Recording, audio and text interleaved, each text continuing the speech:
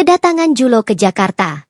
Julien Loewe, atau yang lebih sering dipanggil Julo oleh teman-temannya di Paris, akhirnya mendarat di Bandara Soekarno-Hatta setelah penerbangan panjang 14 jam dari Paris via Doha. Usianya baru 28 tahun, tinggi, rambut coklat agak gondrong, dan selalu bawa kamera mirrorless gede di tas ranselnya. Dia fotografer freelance yang suka motret kehidupan jalanan, dan kali ini dapat proyek dari majalah travel Prancis untuk bikin foto-foto street life di Jakarta selama 3 minggu. Begitu keluar dari pintu kedatangan, panas langsung menyambut wajahnya seperti tamparan. Udara lembab, bau asap knalpot, dan suara klakson mobil yang gak berhenti-berhenti. Julo langsung keringetan padahal baru pakai kaos oblong sama celana jeans. Dia tarik koper kecilnya sambil cari tempat pesan ojek online. Aplikasinya loading lama, sinyal jelek. Akhirnya berhasil pesan, nama drivernya Bang Udin, motor Honda Beat biru. Bang Udin datang cepat, orangnya pendek, kulit sawo matang, pakai jaket ojek hijau, helmnya sudah bolong-bolong. Dia langsung bantu angkat koper Julo dan ikat di depan motor pakai tali bunge. Julo naik ke boncengan belakang, langsung pegang pinggang Bang Udin karena takut jatuh. Motor mulai jalan keluar dari area bandara, masuk ke tol bandara yang macetnya luar biasa. Barisan mobil dan truk berhenti total. Julo cuma bisa geleng-geleng kepala. Di perjalanan, Julo mulai perhatikan sekitar. Banyak banget motor lelet karena orang-orang pada pakai sarung. Sarung batik, sarung tenun, sarung polos, macam-macam. Ada yang dipakai biasa, ada yang dilipat di pinggang sambil bawa karpet gulung. Julo penasaran, tapi karena nggak bisa bahasa Indonesia dengan lancar, dia cuma diam dulu. Tapi setelah macet setengah jam, dia mulai iseng buka Google Translate di HP. Sepanjang jalan tol, Julo lihat papan besar bertulisan Arab, gambar Ka'bah, dan tulisan, "Selamat menunaikan ibadah sholat." Dia nggak ngerti artinya apa, tapi gambarnya jelas masjid. Setelah keluar tol, masuk ke jalanan kota, masjid makin banyak. Ada yang kecil di pinggir jalan, ada yang gede dengan kubah emas mengkilat. Setiap beberapa ratus meter pasti ada masjid. Julo mulai hitung dalam hati, baru 30 menit di Jakarta, sudah lihat 20 masjid lebih. Motor akhirnya masuk ke daerah Tebet. Jalanan lebih kecil, rumah-rumah rapat, kabel listrik bergelantungan di atas kepala seperti jaring laba-laba. Bang Udin berhenti di depan gang sempit, turunin koper, terus tunjuk ke arah kosan yang sudah Julo booking lewat aplikasi. Kosannya 2 lantai, catnya krem sudah kusam, pagar besi hitam. Julo bayar pakai kris, kasih tip 50.000. Bang Udin senyum lebar sambil bilang terima kasih berkali-kali. Julo masuk kamar di lantai 2. Kamarnya kecil, cuma muat kasur single, meja kecil, sama lemari kayu. AC-nya kecil, bunyinya berisik, tapi dinginnya lumayan. Dia langsung buka koper, ganti baju, terus rebahan. Kelelahan banget, matanya merem sendiri. Tapi belum sempat tidur nyenyak, tiba-tiba terdengar suara keras dari pengeras suara. Suara laki-laki nyanyi panjang, nada tingginya bikin bulu kuduk berdiri. Julo langsung bangun, buka jendela kamar. Di depan kosan, ada masjid kecil berwarna hijau. Dari jendela, Julo bisa lihat langsung halaman masjid. Sudah banyak orang berjalan cepat menuju masjid itu. Ada yang pakai baju koko putih, ada yang kaos oblong biasa tapi bawa sarung di tangan. Anak kecil juga ikut, lari-lari sambil bawa sandal jepit. Yang cewek-cewek pakai mukena langsung dari rumah, jalan kaki bareng temennya. Semuanya masuk ke masjid yang pintunya terbuka lebar. Julo berdiri di jendela, pegang kamera, mulai ambil foto dari atas. Cahaya sore kuning, orang-orang bergerak cepat. Suasananya ramai tapi teratur. Dalam 10 menit, halaman masjid yang tadi kosong jadi penuh sesak. Laki-laki masuk ke dalam, perempuan naik ke lantai 2. Lampu masjid menyala, kuning hangat. Tiba-tiba suara dari pengeras suara berubah, orang-orang di dalam mulai berdiri baris. Julo nggak ngerti apa yang terjadi, tapi dia terus motret. Setelah sekitar 20 menit, orang-orang keluar lagi. Banyak yang salaman, senyum-senyum, ada yang langsung pulang, ada yang duduk di teras masjid ngobrol. Julo masih berdiri di jendela, bengong. Di Paris, gereja terdekat dari apartemennya cuma buka Minggu pagi, dan itu pun jarang ada yang datang. Paling 20 orang tua-tua. Tapi di sini, dalam sehari 5 kali, masjid kecil ini penuh sesak. Julo geleng-geleng kepala, tutup jendela, balik ke kasur. Malam itu dia tidur cepat, tapi tetap terbangun beberapa kali karena adzan lagi. Sekitar jam 3 pagi, adzan lagi. Julo cuma buka mata, lihat jam, terus tidur lagi. Besok harinya dia bangun jam 8, mandi air dingin karena water heater mati, terus keluar cari makan. Di depan gang ada warung nasi uduk kecil. Dia tunjuk-tunjuk menu, Akhirnya dapat nasi uduk, telur dadar, sama tempe orek.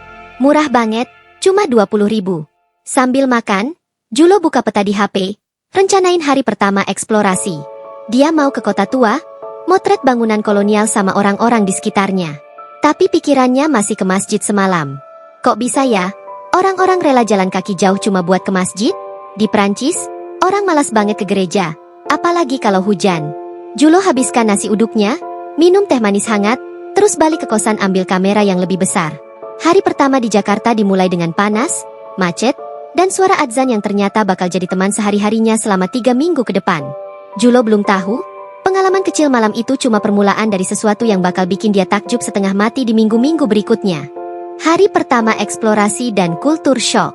Pagi itu Julo bangun jam 4:30 karena suara adzan subuh yang menggelegar dari masjid depan kosan.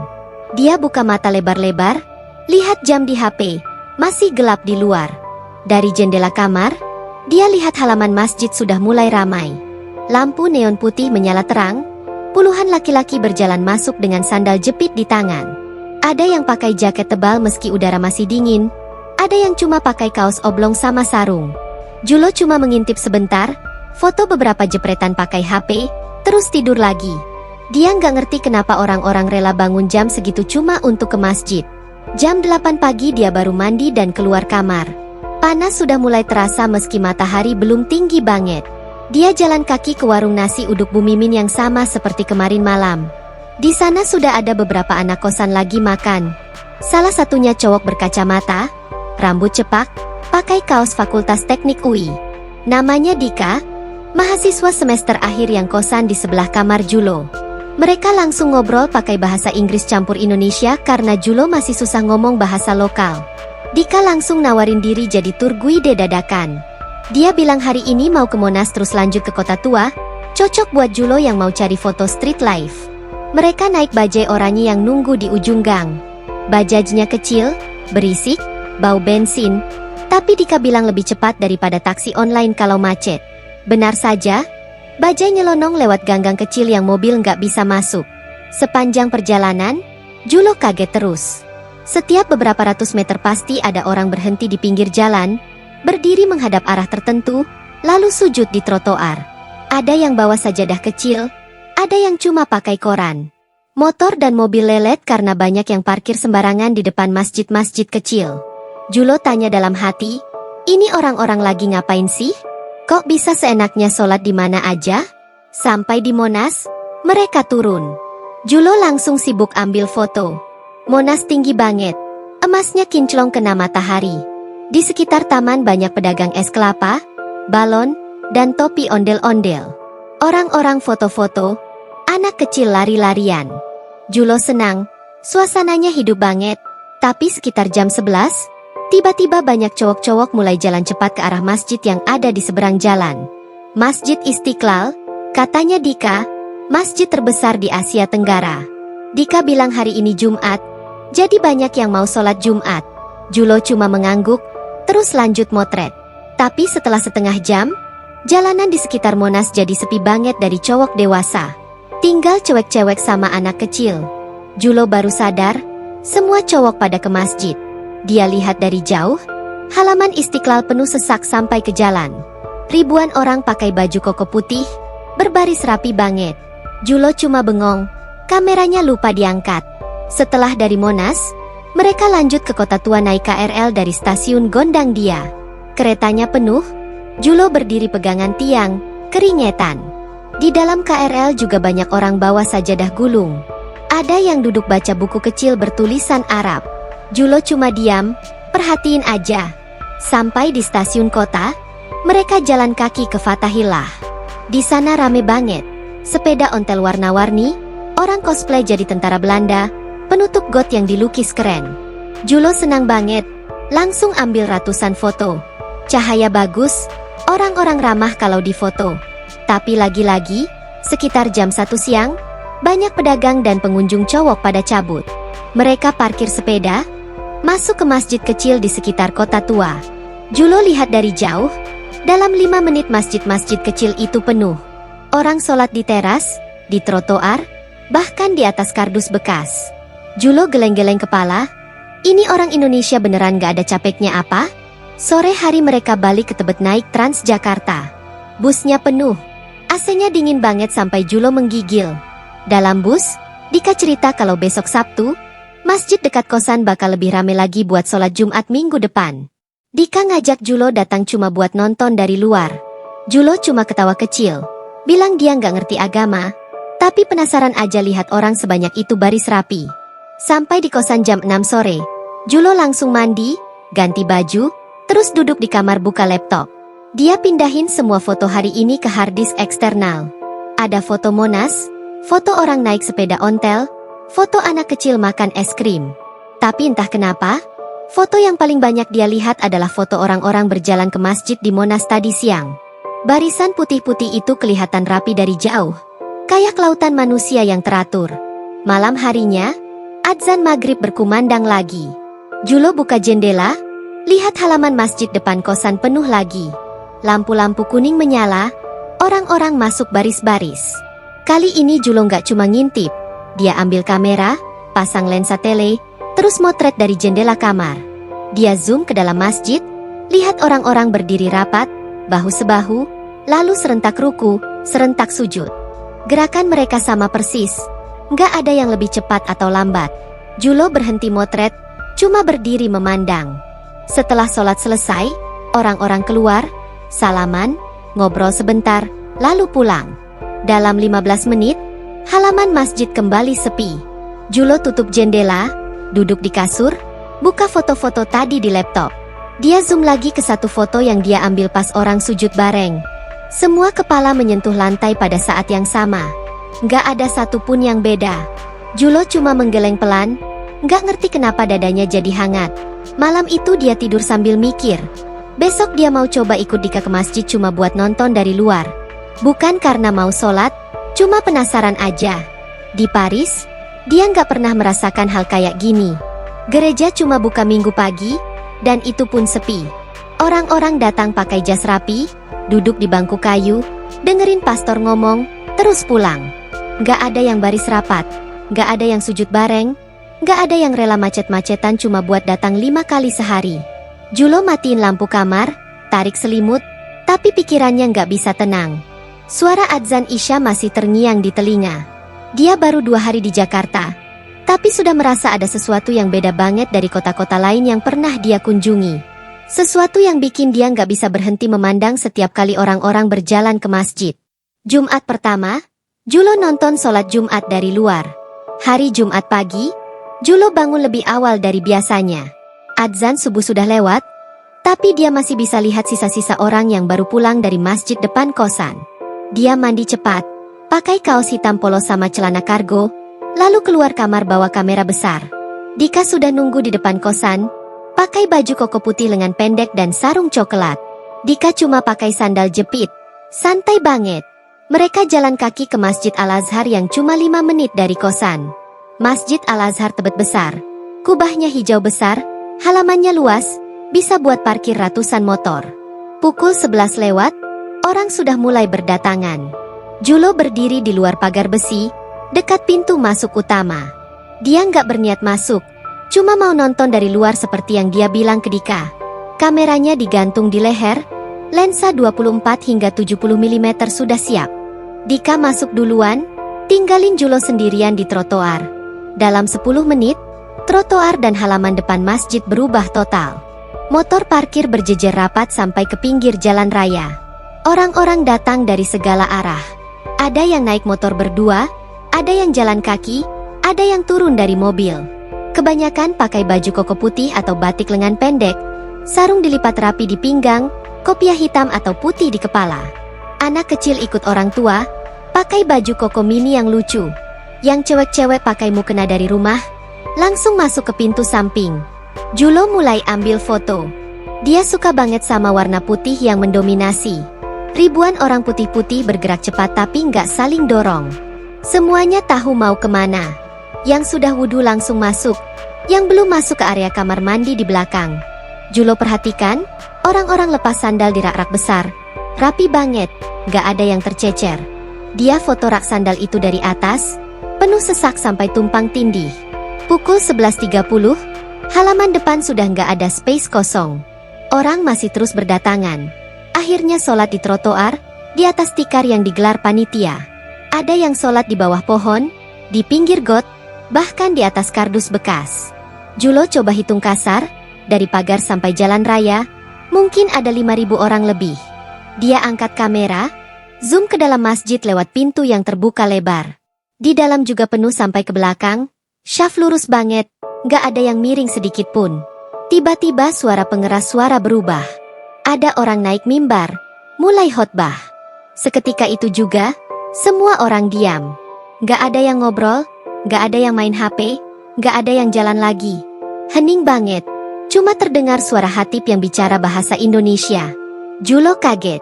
Ribuan orang bisa diam seketika itu kayak sulap. Di Paris, kalau ada demonstrasi 10.000 orang aja pasti ribut, teriak-teriak, bawa spanduk. Tapi di sini, 5.000 orang lebih cuma diam dengerin satu orang ngomong. Khotbah berlangsung sekitar 20 menit. Julo nggak ngerti isi khotbahnya apa, tapi dia terus motret. Wajah-wajah orang fokus, ada yang angguk-angguk, ada yang catat di HP. Anak kecil duduk di pangkuan bapaknya, diam saja. Setelah khotbah selesai, suara takbir menggema keras. Semua orang berdiri serentak. Barisan yang tadi sudah rapi jadi makin lurus. Julo ngerasa lantai bergetar karena ribuan kaki berdiri bareng.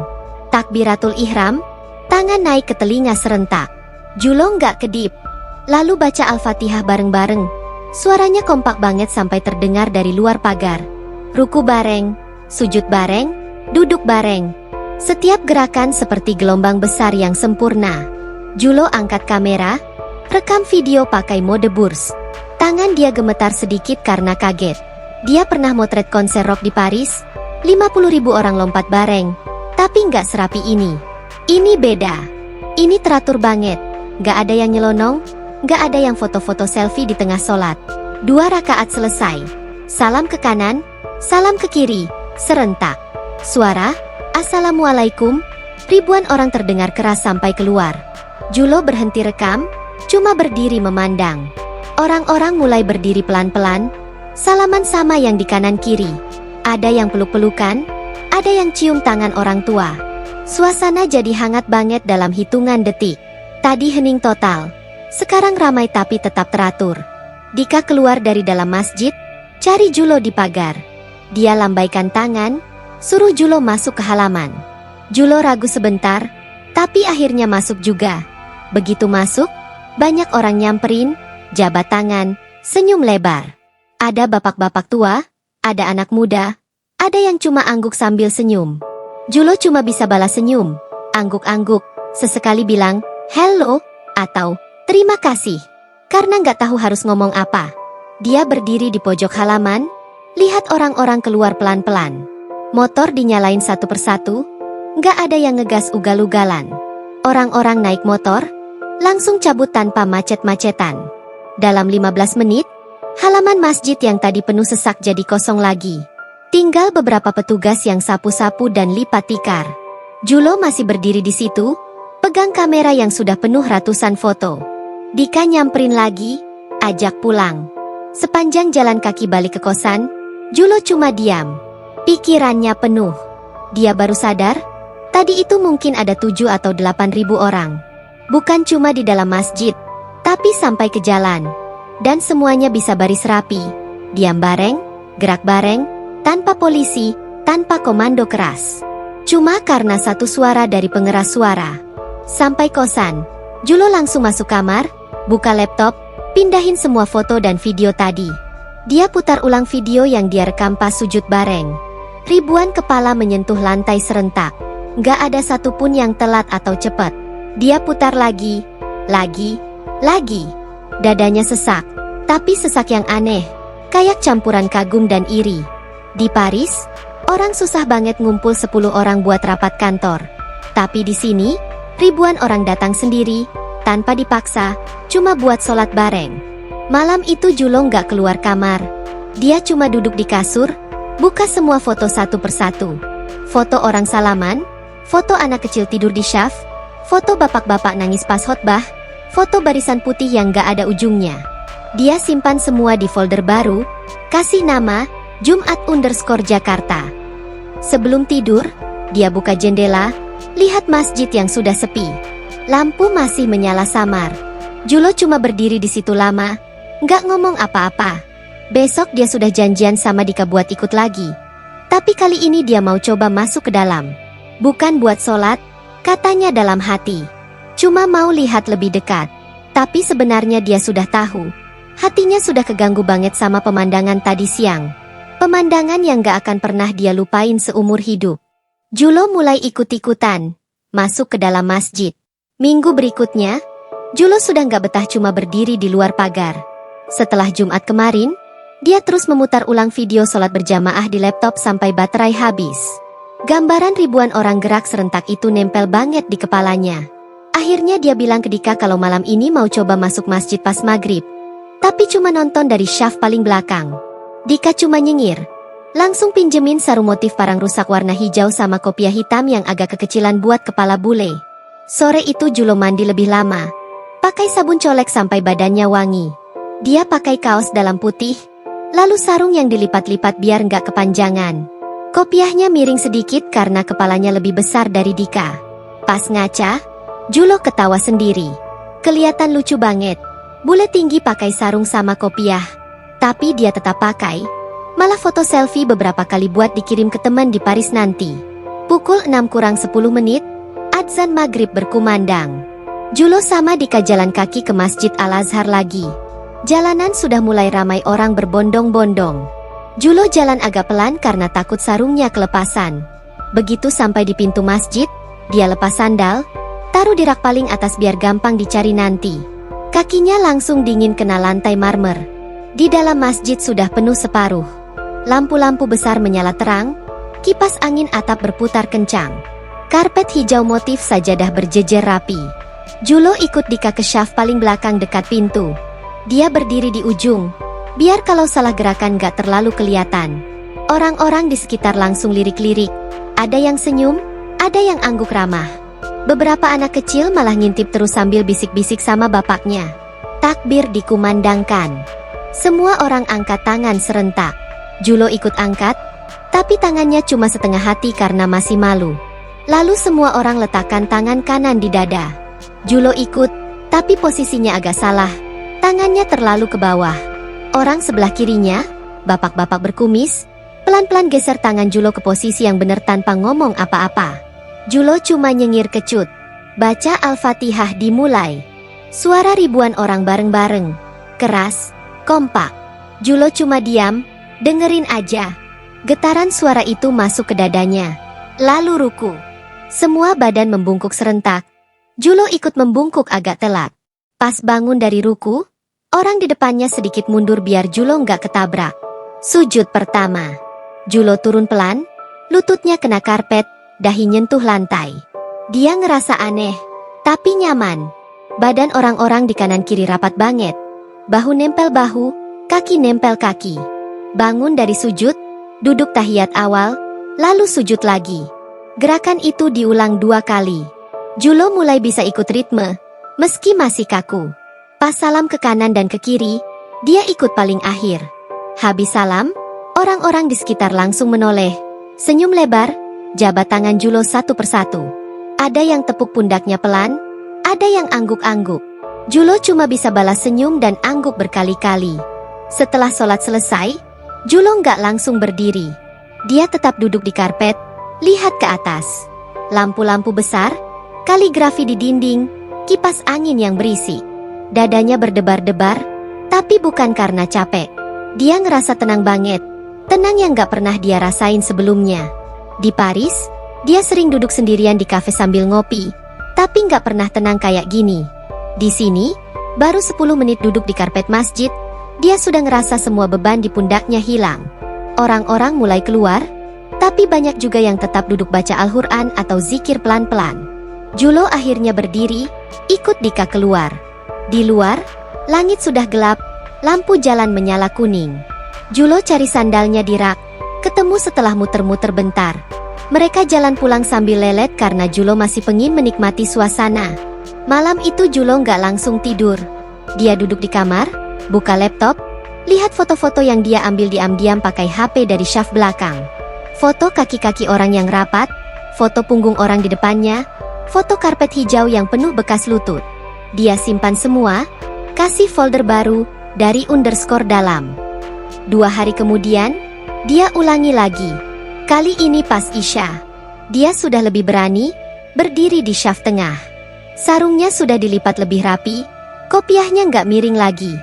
Orang-orang di sekitar sudah mulai kenal. Ada yang senyum lebih lebar, ada yang tepuk pundaknya sebelum sholat mulai. Julo mulai hafal gerakan dasar. Ruku, iktidar, sujud, duduk, salam. Masih kaku, tapi sudah nggak telat jauh. Setelah Isya selesai, Julo tetap duduk lama di karpet. Dia lihat orang-orang zikir bareng-bareng. Suara pelan tapi kompak. Ada bapak-bapak tua di depannya nangis pelan sambil baca tasbih.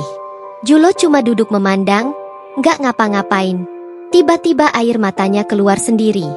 Dia buru-buru lep pakai ujung sarung. Dia nggak tahu kenapa nangis, tapi rasanya lega banget. Hampir tiap malam setelah itu, Julo ikut sholat berjamaah. Maghrib, Isya, kadang tarawih kalau lagi libur motret. Dia sudah nggak cuma berdiri di belakang lagi. Sekarang dia berani di syaf depan dekat mihrab, meski masih takut salah gerakan. Orang-orang di masjid sudah hafal wajahnya. Ada yang kasih kurma habis sholat, ada yang ajak salaman lebih lama. Julo mulai terbiasa pakai sarung. Bahkan beli satu sarung baru warna biru tua di Tanah Abang. Satu malam setelah Isya, Julo duduk sendirian di teras masjid. Dia lihat lampu-lampu kota dari kejauhan, dengar suara motor dan klakson samar. Tapi di dalam hatinya tenang banget. Dia sadar, dalam seminggu ini dia lebih sering masuk masjid daripada masuk gereja seumur hidupnya.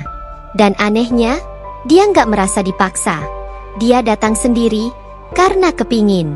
Sebelum pulang, dia lelet-lelet lipat sarungnya, taruh kopiah di atas kepala, lalu jalan pulang ke kosan. Langkahnya ringan. Besok malam dia sudah janji sama Dika buat ikut tarawih pertama di bulan Ramadan yang tinggal beberapa hari lagi. Julo nggak sabar. Dia tahu, nanti bakal lebih penuh, lebih ramai, lebih heboh. Dan dia sudah siap berdiri di syaf manapun, selama masih ada tempat buat dia. Tarawih Ramadan, puncak kekaguman Julo. Beberapa hari setelah Julo mulai rutin masuk masjid, bulan Ramadan tiba. Jakarta berubah total. Jalanan lebih sepi sore hari. Warung makan tutup sampai buka puasa. Lampu-lampu hias berbentuk bulan sabit dan beduk dipasang di mana-mana. Masjid Al-Azhar Tebet juga berubah. Lampu tambahan warna-warni dinyalakan, karpet baru digelar, sound system diperbesar, dan spanduk besar bertulisan, "Selamat menunaikan ibadah puasa," dipasang di depan pagar. Malam pertama tarawih, Julo keluar kamar jam 7 malam. Dia sudah pakai baju koko putih yang baru dibeli di pasar Tebet, sarung biru tua, dan kopiah hitam yang sekarang pas di kepala. Perutnya keroncongan karena dari pagi cuma minum air putih dan makan 2 kurma. Dika sudah nunggu di depan kosan, bawa tas kecil berisi sajadah lipat dan botol air. Mereka jalan bareng ke masjid. Sudah dari jauh kelihatan beda. Jalan raya di depan masjid ditutup polisi, diganti tenda-tenda panjang untuk sholat overflow. Halaman masjid penuh sesak. Motor parkir sampai 3 blok jauhnya. Orang-orang bawa keluarga lengkap. Bapak, ibu, anak kecil, bahkan bayi digendong. Ada yang bawa tikar sendiri, ada yang langsung duduk di trotoar. Julo cuma bengong. Kalau Jumat kemarin sudah 7.000 orang, malam ini mungkin 2 kali lipat. Mereka masuk lewat pintu samping karena pintu utama terlalu penuh. Di dalam masjid sudah nggak ada celah. Syaf lurus sampai keluar pintu, terus lanjut ke tenda, terus lanjut ke jalan. Julo dan Dika akhirnya dapat tempat di tenda sebelah kiri. Masih bisa lihat mihrab lewat pintu yang terbuka lebar. Julo berdiri di syaf paling belakang tenda, kakinya di atas tikar plastik anyaman. Udara malam panas, tapi kipas angin besar dari masjid membantu sedikit. Adzan Isya selesai, langsung dilanjut tarawih 8 rakaat plus witir 3 rakaat. Imam malam itu suaranya merdu banget. Bacaannya pelan tapi jelas, terdengar sampai ke jalan. Tiap rakaat selesai, orang-orang duduk sebentar, lalu berdiri lagi. Julo awalnya capek banget, kaki pegal, punggung kaku, perut lapar. Tapi setelah rakaat keempat, dia mulai masuk ritme. Tubuhnya ikut gerakan ribuan orang di sekitarnya. seperti ombak yang naik turun bareng. Pas sujud, Julo ngerasa lantai bergetar pelan karena ribuan lutut dan dahi menyentuh tanah serentak. Suara bacaan imam menggema, bercampur suara kipas angin dan napas orang-orang. Bau karpet, minyak wangi, dan kurma bercampur jadi satu. Julo lupa capek. Dia cuma ikut gerakan, nggak mikir apa-apa lagi. Habis witir, orang-orang duduk sebentar dengerin doa penutup. Doanya panjang, bahasa Arab, Julo nggak ngerti, tapi dia tetap duduk diam. Banyak orang nangis pelan, ada yang angkat tangan, ada yang usap-usap wajah. Julo cuma lihat, dadanya hangat banget. Setelah doa selesai, tiba-tiba semua orang berdiri, salaman, peluk-pelukan. Julo ikut dipeluk sama orang-orang yang gak dia kenal. Ada bapak-bapak tua peluk dia erat, ada anak muda tepuk punggungnya keras-keras. Julo cuma bisa balas peluk sambil nyengir kecut.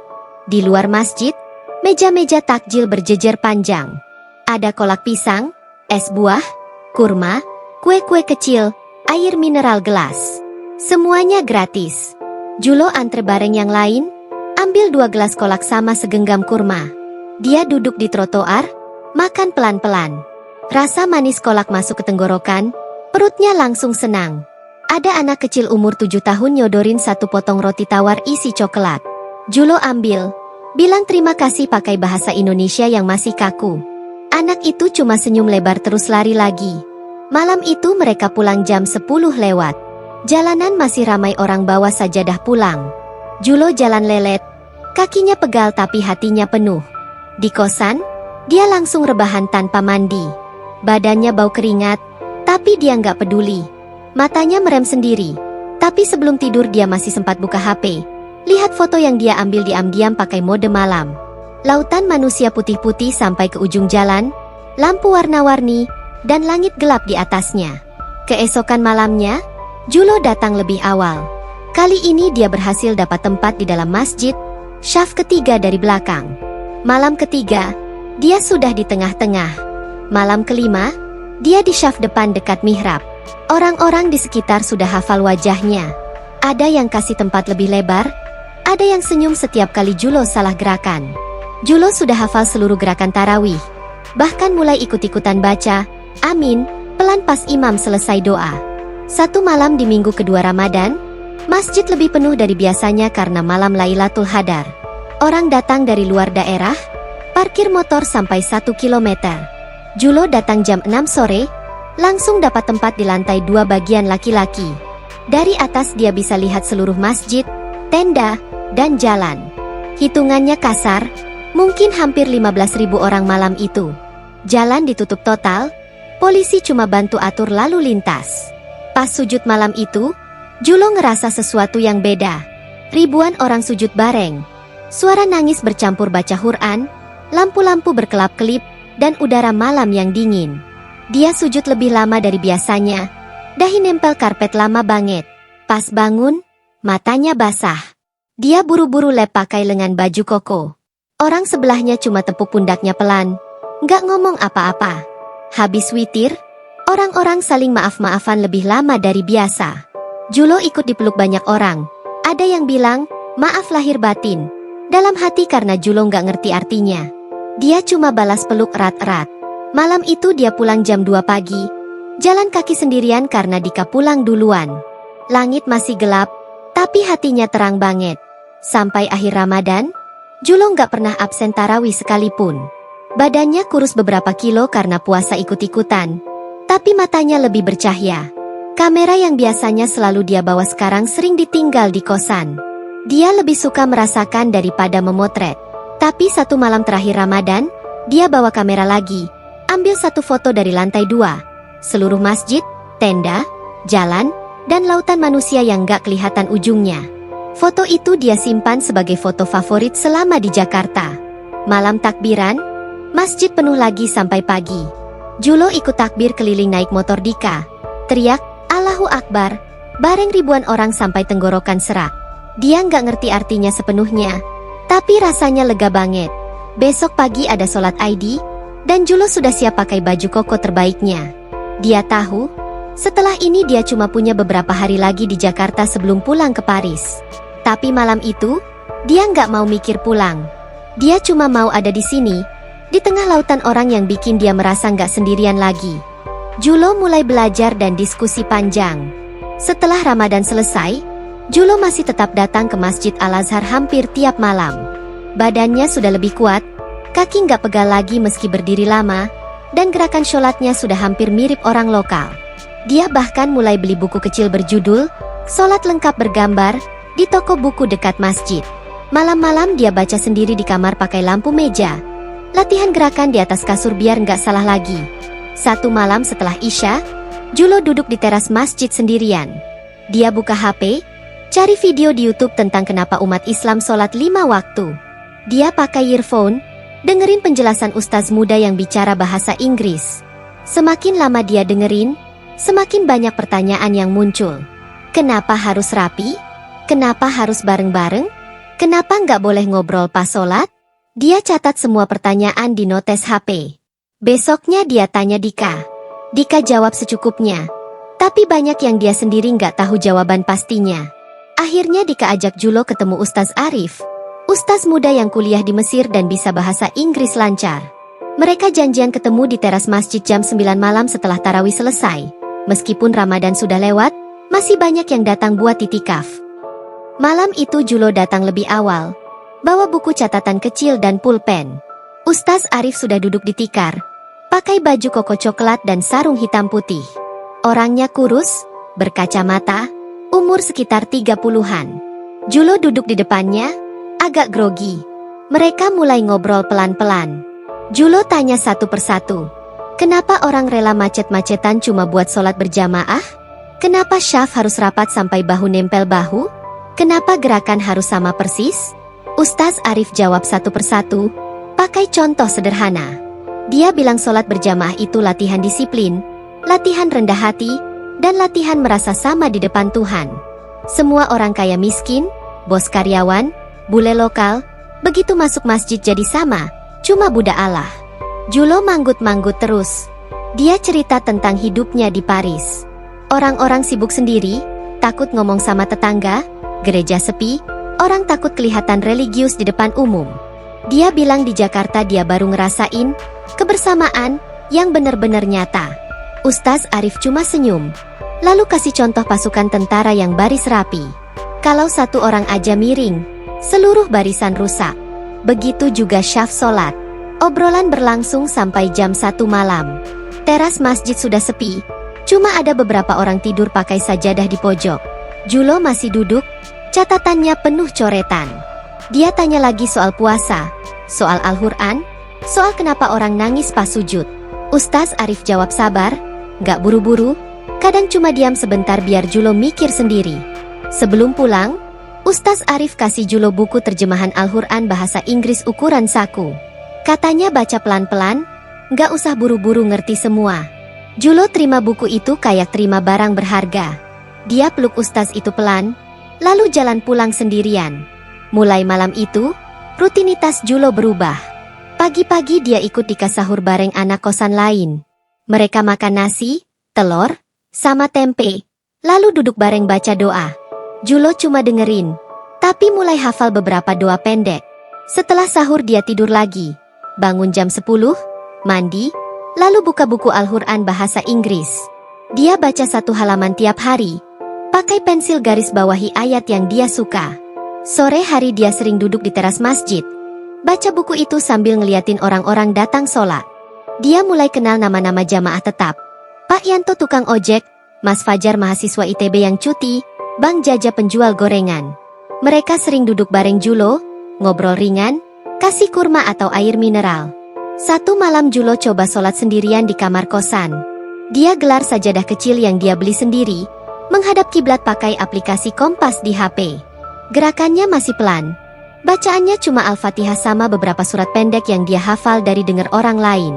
Habis salam, dia duduk lama, baca doa yang dia tulis sendiri pakai bahasa Prancis campur Inggris.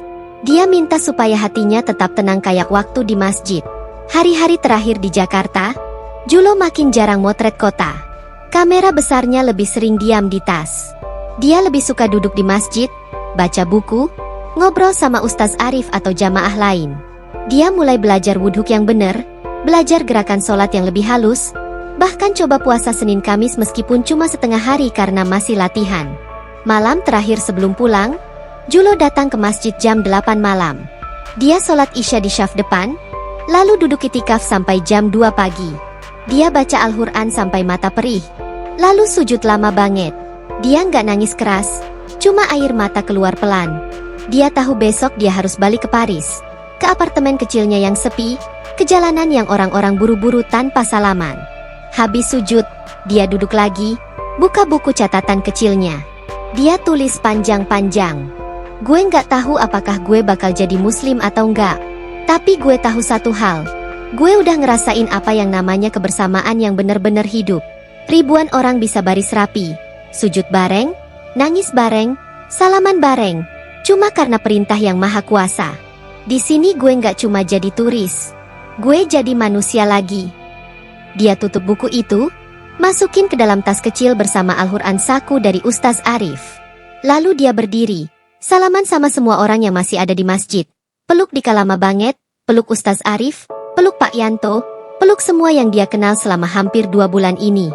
Pas keluar masjid jam 3 pagi, langit Jakarta masih gelap, tapi adzan subuh sudah terdengar samar.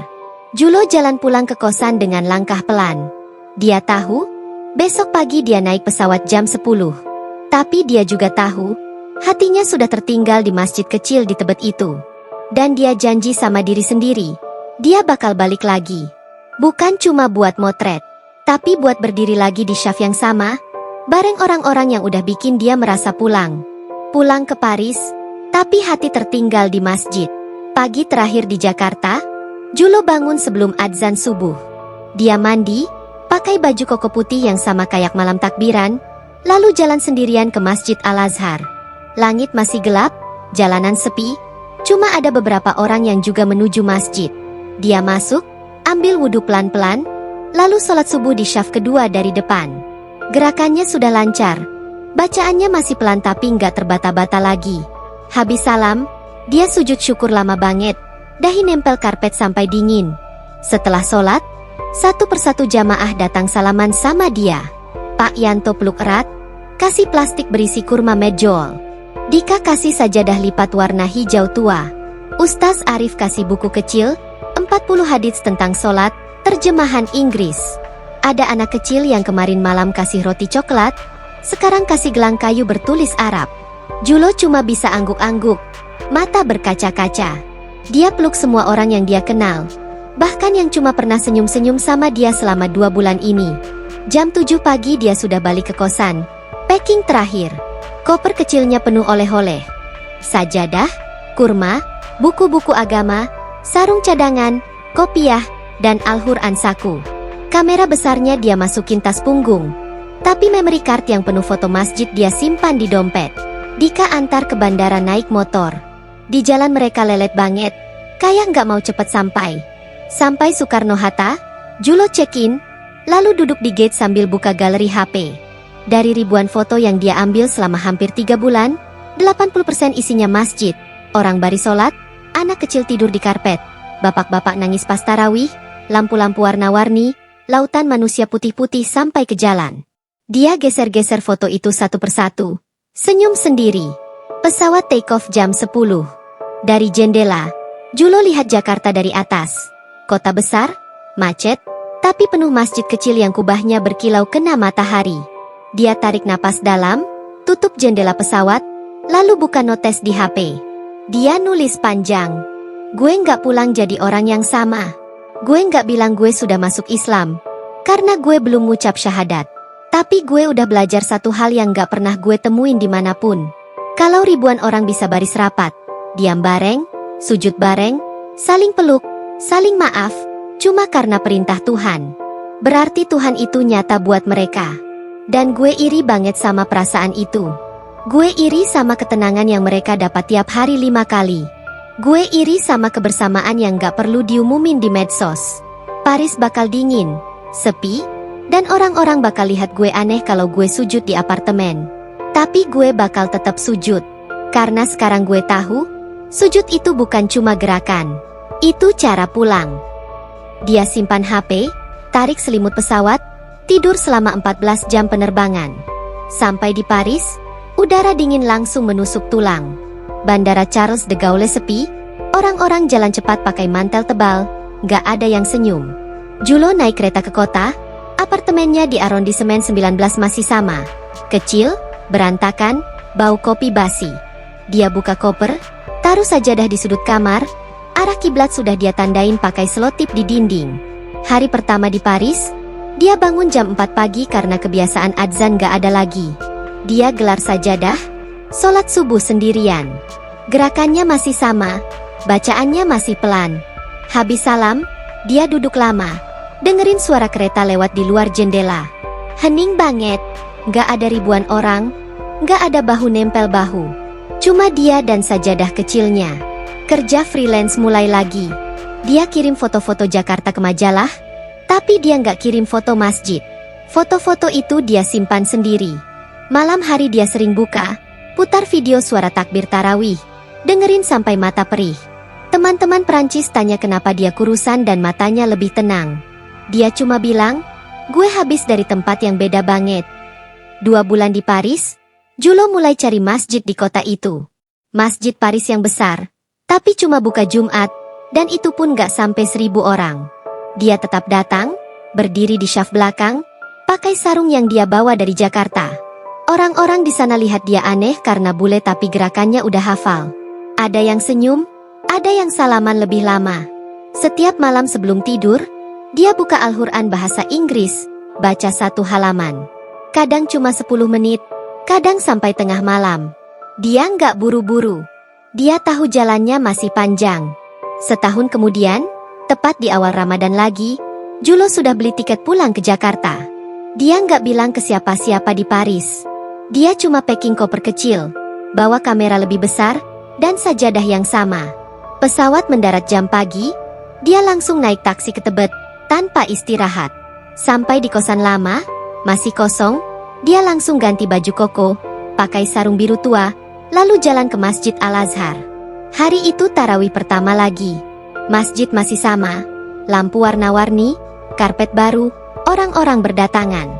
Julo masuk, cari tempat di syaf depan. Begitu takbir pertama dikumandangkan, dia langsung tahu dia sudah pulang. Ribuan orang bareng lagi, bahu nempel bahu lagi, sujud bareng lagi. Habis salam, orang-orang di sekitar menoleh, kenal wajahnya. Pak Yanto langsung berdiri, peluk dia erat. Dika lari dari syaf belakang, peluk dari samping. Ustaz Arif cuma senyum lebar dari jauh. Malam itu Julo nggak banyak ambil foto. Dia cuma ikut sholat, ikut sujud, ikut nangis pelan pas doa witir. Habis sholat, orang-orang memanggil dia, Mas Julo, dengan senyum lebar, kayak dia nggak pernah pergi. Dia tahu, fisiknya boleh balik ke Paris setahun, tapi hatinya nggak pernah benar-benar pergi dari syaf di masjid kecil Tebet itu. Dan malam itu, tanpa banyak kata, dia sudah tahu. Dia pulang bukan cuma buat motret lagi. Dia pulang buat tinggal lebih lama. Mungkin selamanya.